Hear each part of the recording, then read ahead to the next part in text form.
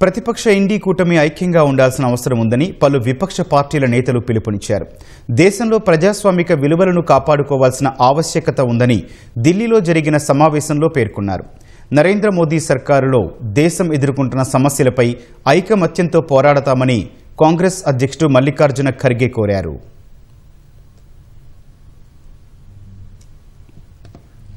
ఇటీవల జరిగిన అసెంబ్లీ ఎన్నికల్లో వరుస పరాజయాలు, అంతర్గత విభేదాలు, సవాళ్ల మధ్య ఇండి కూటమి నేతలు ఢిల్లీలోని కాన్స్టిట్యూషన్ క్లబ్లో సమావేశమయ్యారు.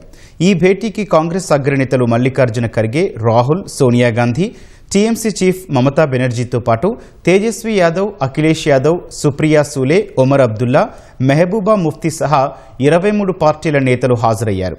డీఎంకే, ఆమ్ ఆద్మీ పార్టీ నేతలు దూరంగా ఉన్నారు. ప్రజా సమస్యలే ఎజెండాగా ముందుకు సాగాలని విపక్ష నేతలు నిర్ణయించారు.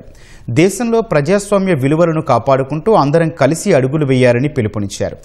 లోక్సభలో నియోజకవర్గాల పునర్విభజన బిల్లులను ప్రతిపక్షాలన్నీ ఏకతాటిపైకి వచ్చి వీగిపోయేలా చేశాయని, అదే పోరాటాన్ని మున్ముందు కొనసాగించాలని పేర్కొన్నారు. కూటమి చైర్మన్ కాంగ్రెస్ చీఫ్ మల్లికార్జున ఖర్గే ప్రారంభోపన్యాసం చేశారు. ఎస్ఐఆర్ పేరుతో లక్షలాది మంది ఓటు హక్కులను కాలరాస్తున్నారని, దర్యాప్తు సంస్థలను పావులుగా వాడుకుంటూ కేంద్రం బీజేపీయేతర రాష్ట్రాలపై వివక్ష చూపుతోందని మండిపడ్డారు.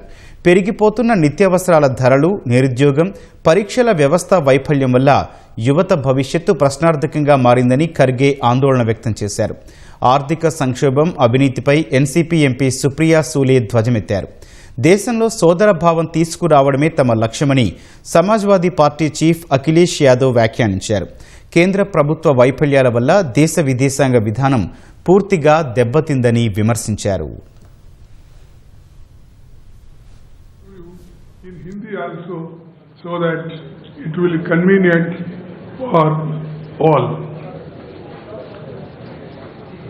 ये सहमति बनी कि एसआईआर, मतदाता सूची में हेरफेर तथा चुनाव की निष्पक्षता पर उठे गंभीर प्रश्नों के संबंध में भारत के माननीय मुख्य न्यायाधीश को एक पत्र भेजा जाएगा। ये पत्र शीघ्र ही उन्हें सौंपा जाएगा। दूसरा मुद्दा, लाखों विद्यार्थियों को प्रभावित करने वाले अनेक गंभीर मुद्दों की स्थिति को देखते हुए ये सर्वसम्मति से निर्णय लिया गया कि शिक्षा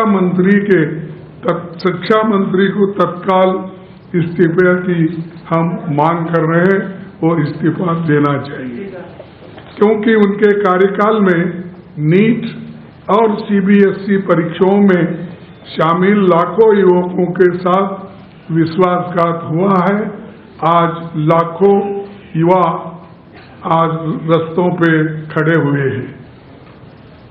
तीसरा, वर्तमान गंभीर आर्थिक स्थिति, बढ़ती बेरोजगारी, महंगाई, एट्रॉसिटीज और किसानों के मुद्दों को हम उठाते रहेंगे और जन सरोकारों से जुड़े अन्य महत्वपूर्ण मुद्दों पर भी हम चर्चा किए हैं। उसको केंद्र सरकार के तत्काल सर्वदलीय बैठक बुलाना चाहिए और सर्वदलीय बैठक अगर बुलाएंगे तो इस सारे मुद्दों को हम उनके सामने रखेंगे। चौथा, ये सहमति बनी कि इंडिया गठबंधन के सभी दल प्रत्येक 2 माह में बैठक करेंगे। अगली बैठक अगस्त माह में हैदराबाद में आयोजित की जाएगी। पांचवा, मानसून सत्र के दौरान संसदीय समन्वय जारी रहेगा और प्रतिदिन प्रातःकाल माननीय नेता प्रतिपक्ष उनके कार्यालय में समन्वय बैठक आयोजित की जाएगी। ये इतने विषय हैं और इन विषयों पर सहमति बनी है। हम सभी यूनानिमसली इसको दी है। उद्धव ठाकरे जी और हेमंत सोरेन जी भी वो ऑनलाइन पे बात किए, अपने विचार रखे वो भी इस सारे चीजों मुद्दों पे सहमत है। बस यही आपको कहना था, संदेश आपको देना था। इसीलिए हम सभी पार्टी के सभी नेता दल यहाँ पर बैठे हैं। आप सबको सभी को धन्यवाद धन्यवाद धन्यवाद। Thank you.